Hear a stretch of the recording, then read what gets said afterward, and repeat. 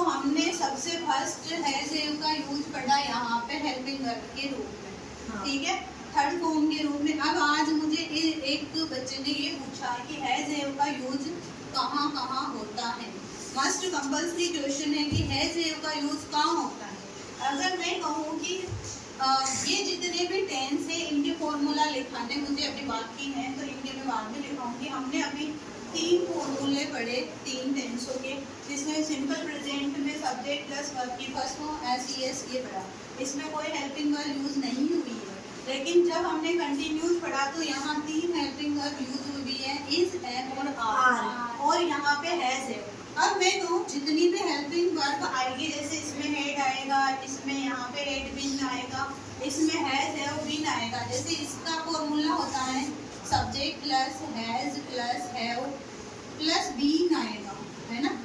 जैसे यहाँ पे हमने पढ़ा कि वी रीड, हैव रीड, तो यहाँ पे have read have been read आएगा, ठीक है। जब यहाँ सिंस और फॉर के लिए कोई भी पर्टिकुलर किसी टाइम ड्यूरेशन का यूज होता है तब आता है, और यहाँ वर्ब की फर्स्ट फॉर्म आती है। जब भी बीन आएगा तो फर्स्ट फॉर्म आएगी प्लस ऑब्जेक्ट और सिंस और फॉर आएगा, ठीक है। यहाँ पे आगे आएगा ऑब्जेक्ट और उसके साथ एडवर्ब आती है। सिंस फॉर को क्या कहते हैं? एडवर्ब। सिंस और फॉर का मतलब होता है, सिंस यानी होता है एक फिक्स टाइम, जैसे कि किसी एक तारीख का उसमें हवाला दे दिया जाता है, और फॉर होता है कि जैसे 2 घंटे में उसने काम किया, 3 घंटे बाद काम किया, इस तरह से पीरियड ऑफ टाइम होता है, फिक्स नहीं होता है।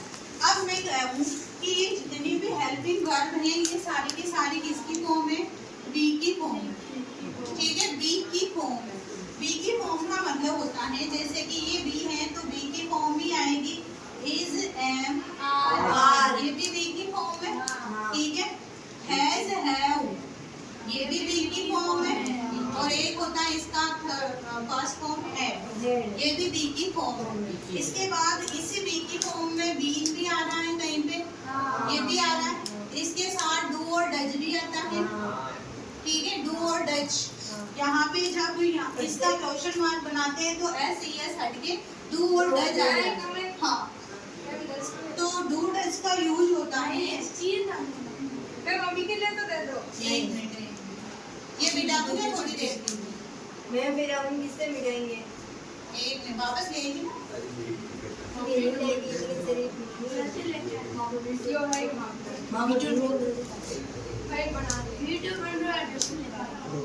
तुम बोलो मत, तू सीधी बैठ जा। अच्छा हाँ, अब देखो बी की फॉर्म में डू डज बीन आ गया, इज, एम, आर आ गया, हैज, हैव, हेड आ गया, ठीक है। ये सारी की सारी क्या है? बी की फॉर्म। और भी आएगी जो मैं तुम लोगों को बता दूंगी, लेकिन सबसे मस्ट यूज मैं बताऊं तुम लोगों को, हैज और हैव पे बात करने वाले हैं। हैज और हैव का मतलब होता है, जैसे अगर मैं तुम्हें कहूँ कि मेरे पास एक मार्कर है, तो मैं इसे कैसे कह सकती हूँ कि आई हैव ए मार्कर। क्या कहूँगी मैं? आई हैव ए मार्कर, इस तरह से आई हैव ए मार्कर, ठीक है। मेरे पास एक पर्स है तो आई हैव ए पर्स। मेरे पास वॉच है, आई हैव ए वॉच। अगर मैं कहूँ कि इसके पास बैग है तो she has a bag, she has a bag, इस तरह से। यहाँ पे एक वचन है तो सिंगुलर हैज लगेगा, और प्लूरल फॉर्म है तो वहाँ पे हैव लगेगा। अगर मैं कहूँ कि तुम सबके पास बुक्स हैं तो यू हैव आएगा, तुम्हारे पास सबके पास इंग्लिश की बुक है तो यू हैव इंग्लिश बुक्स, ठीक है, तुम्हारे पास है। अब इसका एक होता है पास, किसी के पास कुछ पास होना या रखना, ठीक है, उस सेंस में भी हम हैज और हैव का यूज किया करते हैं। अब जैसे तुम्हारे साइंस के अंदर कोई सा फॉर्मूला आता है या कोई रिएक्शन आती है तो उसके अंदर हैज और हैव का यूज किए करते हैं, तो हैज और हैव आएगा, सिंगुलर होगी तो हैज आएगा, ठीक है, सिंपल सा यूज है हैज और हैव। एक आता है हैव टू, ठीक है, हैव टू। एक आता है दूसरा हैव टू, और हैज और हैज टू, ठीक है। हैव टू का यूज होता है किसी भी चीज को करना पड़ता है, आई हैव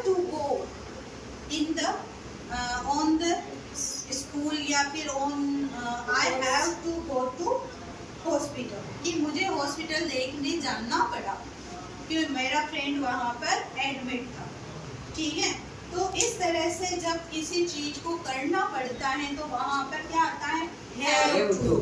ठीक है, हैव टू का यूज होता है। यहाँ पे कोई सा टेंस वाली बात नहीं चल रही है। यहाँ अगर मैं कहूँगी यहाँ कौन सा टेंस है, तो यहाँ पे टेंस है सिंपल प्रेजेंट टेंस। कौन सा टेंस है, simple present tense. I have marker, मेरे पास एक मार्कर है। तो सिंपल प्रेजेंट टेंस क्यों होगा यहाँ पे, क्योंकि ये होना ये वर्ब की फर्स्ट फॉर्म हो गई। यहाँ पे ये हेल्पिंग वर्ब नहीं है, यहाँ पे ये क्या है, वर्ब की फर्स्ट फॉर्म है। और यहाँ पे हैज है क्या है, हेल्पिंग वर्ब है।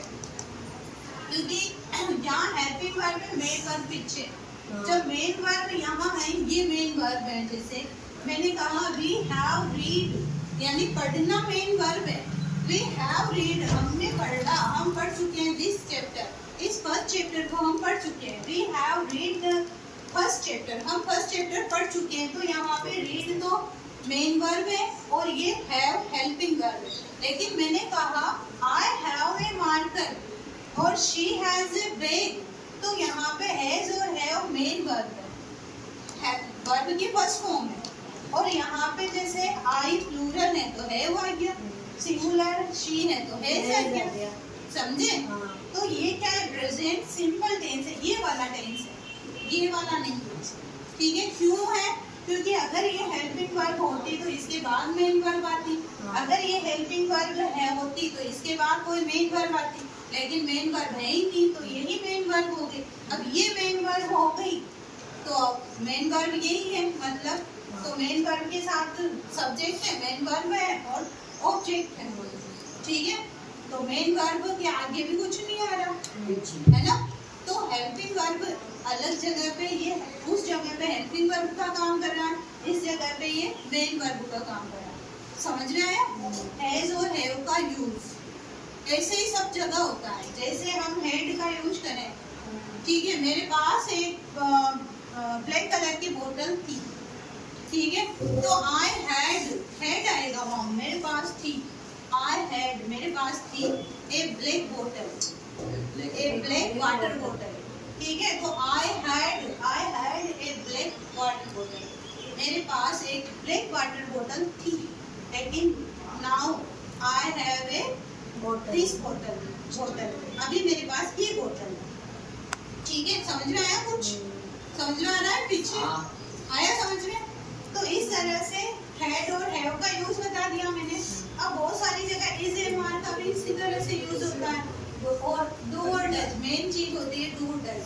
अब जब हम किसी काम को करते हैं, जैसे डू का यूज करते हैं, ठीक है, तो वहाँ पे जैसे यहाँ पे हमने फर्स्ट ये लिखा कि आई गो, मैं जाता हूँ, आई गो। ठीक है, अब मैंने लिखा जैसे नेहा गोस, नेहा जाती है, तो नेहा के साथ ऐसे यस लगा, goes to school, Neha school जाती है। अब मुझे यहाँ सॉरी क्वेश्चन मार्क इसमें नहीं आएगा।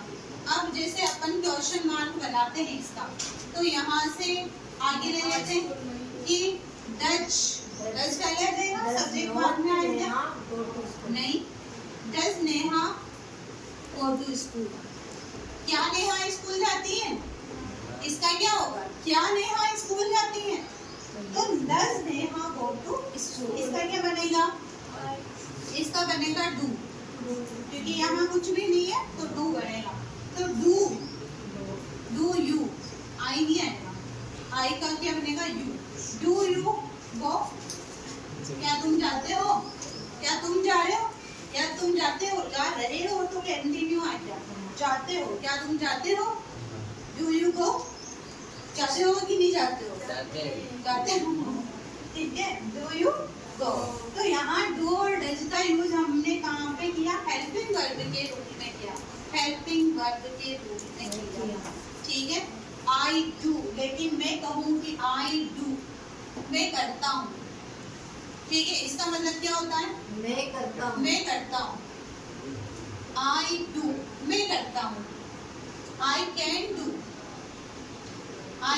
डू, मैं कर सकता हूँ। ठीक है, इसका क्या मतलब होगा? मैं कर सकता मैं हूँ। कर सकता हूँ, सकता हूँ। आई कैन डू एवरीथिंग, मैं सब कुछ कर सकता हूँ। अगर मैं कहूँ आई डू, मैं करता हूँ, तो डू यहाँ तो डू और डज क्या था? हेल्पिंग वर्ब थी। लेकिन यहाँ डू क्या है? Main verb. आई डू, मैं करता हूँ। किसी भी काम को करने के लिए जब यूज होता है तो डू का यूज होता है, और डू क्या होती है? मेन वर्ब होती है। तो आई डू यानी मैं करता हूँ, और आई कैन डू, मैं कर सकता हूँ। कैन का यूज कहाँ होता है? सकने के लिए होता है। तो आई कैन डू, मैं कर सकता हूँ। आई कैन डू एवरीथिंग, मैं सब कुछ कर सकता हूँ। तो ये क्या चीज है? ये तो मामूली सी चीज है मेरे लिए। आई कैन डू इट, मैं ये कर सकता हूँ। I can remember every tense formulas, है ना, कि मैं सारे के सारे फॉर्मूलाज रिमेम्बर कर सकता हूँ। आई कैन रिमेम्बर यानी मैं रिमेम्बर कर सकता हूँ, याद कर सकता हूँ फटाफट सारे के सारे फॉर्मूले, है ना। तो कुछ भी इम्पॉसिबल नहीं है। जो बच्चे जो दिमाग जो होता है साइंस में पढ़ना, 1350 से 1400 ग्राम का दिमाग तुम्हारे अंदर भी है, और वो कब हुए दिमाग वो बच्चों के अंदर भी है जो अभी इंग्लिश फुल फ्लुएंसी के साथ बोल रहे हैं, है ना। बहुत सारी जगह पर देखते हैं बच्चे इंग्लिश के अंदर बोलते हैं, स्पीकिंग करते हैं, बहुत अच्छे परसेंटेज बनाते हैं, 90, 50, 95% बनाते हैं। तो उनमें कोई अलग से दिमाग थोड़ी आया है, उनमें भी वही दिमाग है जो तुम में दिमाग है ना। तो हर एक इंसान को भगवान ने 1350 से 1400 ग्राम का दिमाग दिया है। अगर वो उसका यूज पढ़ने में अच्छे से करे तो तुम भी वैसे ही नंबर बना सकते हो, और उसकी तरह से 95% तक बना सकते हो किसी भी सब्जेक्ट को। इनको याद करना कोई भारी बात नहीं। तुम्हें लग रहा होगा ये बहुत भारी बात है, लेकिन नहीं है, ठीक है। एक बार ध्यान से, मन से, और अपनी पांचों ज्ञानेंद्रिय उस चीज में फोकस करके अगर लिख लोगे अपने हाथों से, तो सारे के सारे फॉर्मूला फटाफट याद हो जाएंगे, 15 मिनट भी नहीं लगेंगे, फिर वो कभी नहीं भूलोगे, ठीक है। तो याद करने के लिए अपना, जैसे कोई भी फिल्म होती है, मूवी, जैसे कोई सा गाना चल रहा हो, है ना, अभी जैसे कोई गाड़ी निकले, गाना चल रहा हो बहुत अच्छा सा, तो उस गाने को तुम लोग 10, 15, 20 मिनट, आधे घंटे तक उसी गाने को गाते रहोगे, क्योंकि वो गाना इतना फास्ट याद होता है। कोई सा अपन टीवी में देखते हैं, मूवी देखते हैं, कोई सीरियल देखते हैं, वो सीरियल एडवर्टाइजमेंट तक याद रहते हैं कि उस जगह पे ये हो रहा था, वो ये कर रहा था, वो ये कर रही थी, पूरा सीरियल ऐसे याद होता है, एकदम दिमाग में छप जाता है। छपता है नहीं छपता है? तो क्यों छपता है? क्योंकि जब हम किसी चीज को बहुत ध्यान से देखते हैं, टीवी देख रहे होते हैं, तो पास में मम्मी चिल्ला रही हो, घर के कोई से भी बोल रहे हो, कोई तुम्हें आवाज लगा रहा हो, कुछ भी सुनाई नहीं देता है, से पूरा ध्यान टीवी में होता है कि मैं बस टीवी में उसके क्या हो रहा है, वो मरने वाला है, वो जीने वाला है, वो हॉस्पिटल में है, वो ये है, पूरा सीरियल याद हो जाता है ना। लेकिन किताबें याद क्यों नहीं होती? किताब इसलिए याद नहीं होती, प्रश्न उत्तर इसलिए याद नहीं होते क्योंकि जब टीवी देखते हो तो तुम्हारे आंखें तुम्हारे उसी चीज को देखते हैं, तुम्हारे कान उसी चीज को सुनते हैं, तुम्हारा ध्यान पूरा, तुम्हारा माइंड उसी चीज पे लगा होता है। सबकॉन्शियस माइंड मतलब पूरा तुम्हारे पांचों ज्ञानेंद्रिय जिस चीज पे लगी होती है वो चीज जल्दी याद हो जाती है। इसीलिए सीरियल हमेशा, मूवी हो गई, फटाफट याद हो जाती है। और ऐसे की ऐसे अगर तुम किसी किताब को पढ़ो या प्रश्न उत्तर पढ़ो, तो जब तुम उसको लिख के पढ़ते हो तो तुम्हारे हाथ उसको लिखेंगे, तुम्हारी आंखें उस लिखे हुए को देखेगी, और तुम बोलते जाओगे तो तुम्हारा जो बोलोगे वो के वही अक्षर तुम सुनोगे, तो तुम्हारे कान उसी चीज को सुनेंगे, है ना। तो वहाँ पे हाथों से लिखोगे, आंखों से देखोगे, मुंह से बोलोगे तो कान उसी चीज को सुनेंगे, तो वो चीज तुम्हें 5-10 मिनट में याद हो जाएगी और फिर कभी नहीं भूलोगे। तो जब भी कोई प्रश्न उत्तर पढ़ो तो पूरे ध्यान से लिख लिख के पढ़ो, बोल बोल के पढ़ो, ताकि तुम्हारी पांचों ज्ञानेंद्रिय उसी चीज पर कंसंट्रेट रहे, तो फिर वो कभी नहीं भूलोगे, है ना। जैसे हमारे टाइम पे जब संस्कृत और इंग्लिश चलती थी, तो ये इंग्लिश और संस्कृत 6ठी क्लास से शुरू होती थी, और पहली बार हमारी छठी क्लास में ABCD लिखाई जाती है, फिर भी तो तुम्हारे तो पहली क्लास से शुरू हो जाती है, फिर भी तुम्हें अच्छे से पढ़ना फ्लुएंसी के साथ नहीं आता है। लेकिन हम छठी, सातवीं, आठवीं में खुद बना लेते थे वाक्य, इंग्लिश के अंदर ट्रांसलेट कर लेते थे, क्योंकि हमने उस चीज को उस तरह से लिख लिख के पढ़ा है। राम शब्द मैंने 2005 के बाद कभी नहीं पढ़े, क्योंकि 10वीं के बाद संस्कृत आती ही नहीं है, लेकिन मैंने वो पढ़े थे छठी क्लास में, लिख लिख के पढ़े थे। आज भी मुझे याद है, कहीं से भी पूछ लो। संस्कृत मेरी इतनी अच्छे से मुझे अच्छी लगती है, क्योंकि मैंने उस हर चीज को लिखा है, सारी धातुएं लिखी है, पट धातु, लट लकार, लोट लकार, उसके अंदर लंग लकार, भविष्य काल, भविष्यत काल, सारी विभक्तियां, धातुएं सब तो लिख लिख के याद करने से वो स्थायी तौर पे याद होता है। इस चीज को हमेशा याद रखना। अब जैसे मैंने तुम्हें ये फॉर्मूले पढ़ाए, आज मैंने 4 फॉर्मूले पढ़ाए, इन चारों फॉर्मूलों को लिखोगे, इनके ऊपर मैंने 1-2 एग्जाम्पल लिखा है, इनको लिखोगे, फिर अपने मन से 4-4, 5-5 एग्जाम्पल अपने मन से बना के तुम लिख के लाओगे, ठीक है। इसके बाद मैंने तुम्हें हेल्पिंग वर्ब पढ़ाई, ये लिखोगे, ये लिखने के बाद तुम ये लिखोगे, इसके बाद ये लिखोगे, ठीक है।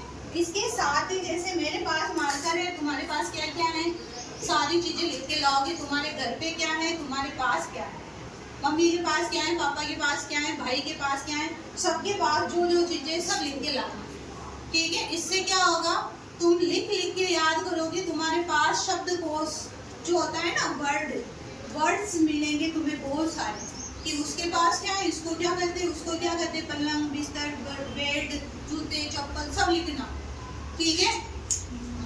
अपने घर पे जितनी चीजें हैं सब लिख के लाओगे, उससे क्या होगा, तुम्हारा लिखने की प्रवृत्ति अच्छे से बढ़ेगी, और जितना लिखोगे उतना सीखोगे। बिना लिखने से कुछ नहीं होता। इसको